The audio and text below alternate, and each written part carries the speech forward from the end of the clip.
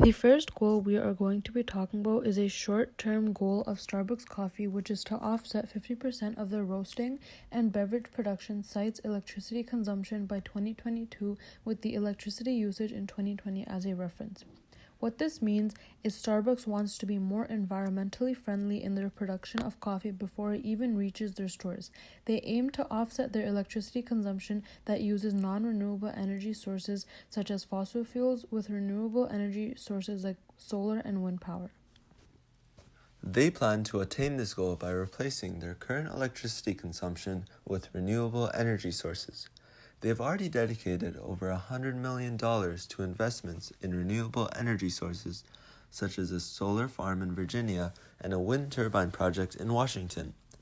The goal is certainly appropriate, as it supports the general goal of becoming a more sustainable company, which is in their best interests for the corporate social responsibility, support by customers, and overall their betterment of the environment through their supply chain. This goal may be difficult to achieve, but it is still feasible. I say that it may be difficult to achieve because wind power, and especially solar power, are not nearly as effective as fossil fuel power when it comes to providing electricity.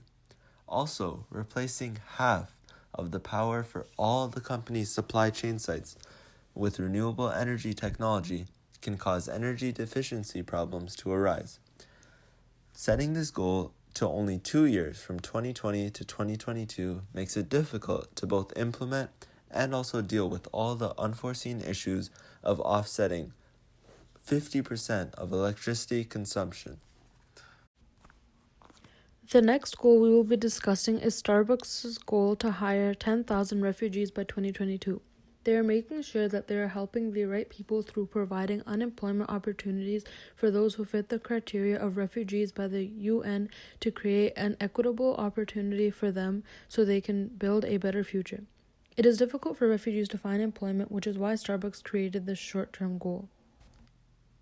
Starbucks plans to achieve this hiring of 10,000 refugees by 2022 mainly by hosting refugee hiring events and biasly, but still in an equitable way, accepting nearly all refugees who apply, by asking if they are refugees and about their refugee status in applications, resumes, and interviews.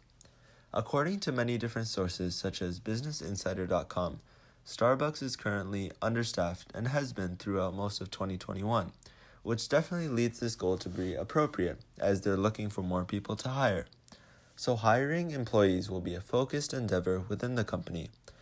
And while going through the hiring process to make the future of Starbucks employment more equitable, they will hire refugees.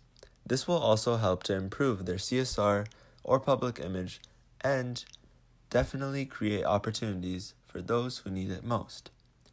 The goal is additionally feasible since they are understaffed currently in many locations, and hiring new employees is something that Starbucks is looking to do in the near future anyways. In the last 3 years, there have been over 50,000 refugees who came to just the United States. Globally, Starbucks has a good chance of hiring 10,000 refugees. Now, for a long-term goal of Starbucks Coffee, we will be talking about their goal to build 10,000 greener Starbucks stores by 2025 to become more environmentally sustainable in their stores. This goal and the first goal I talked about to use renewable energy sources work together to help Starbucks have a more environmentally ethical future. Greener stores are stores that are more environmentally sustainable by using technologies that reduce water and energy use. They are also 100% powered by renewable energy, designed to reduce waste and even have a more comfortable environment in terms of lighting, noise, air quality, and temperature. This goal is unequivocally one that is appropriate as it involves the construction of new stores that support the general goal of becoming a more sustainable company and improving the customer experience. This is in their best interests for their corporate social responsibility, support by their customers, and overall the betterment of the environment through their distribution chain. This goal is also feasible as they have already built 2,300 greener stores in just North America, and their aim is for 10,000 to be constructed by 2025. They started this project in 2020 and even started building a few stores before, but officially mentioned this goal in 2020. So in the span of about 2 years, they've already built 2,300, and they also have a market capitalization of about $125 billion. So the financing of the construction for these greener stores is also very feasible, especially because they have already successfully constructed 2,300 of them. The last long-term goal we are going to be talking about is to empower 250,000 women and girls in their origin communities by 2025. This involves funding programs within coffee production communities, so in the areas where Starbucks supply is harvested, Starbucks will support the promotion of women's leadership, access to finance, as well as overall health and well-being. They plan to achieve this goal through many sub-goals such as health education for 15,000 girls in Kenya, or strengthening leadership and confidence skills of 1,500 girls in India, but these sub-goals are still too vague to be specific or measurable.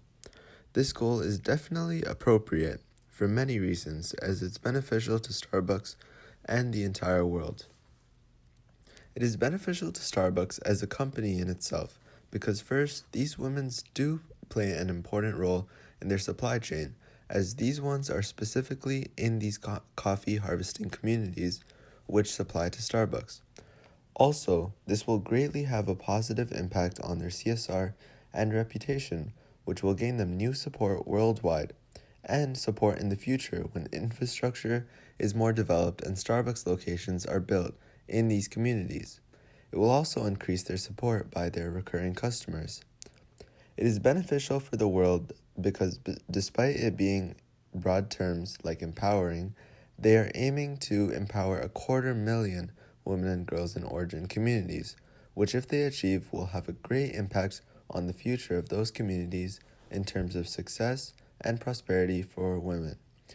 However, since the objective is so arbitrary, it is not feasible to empower 250,000 women and girls by 2025, since it's hard to quantify whether they have been empowered or not.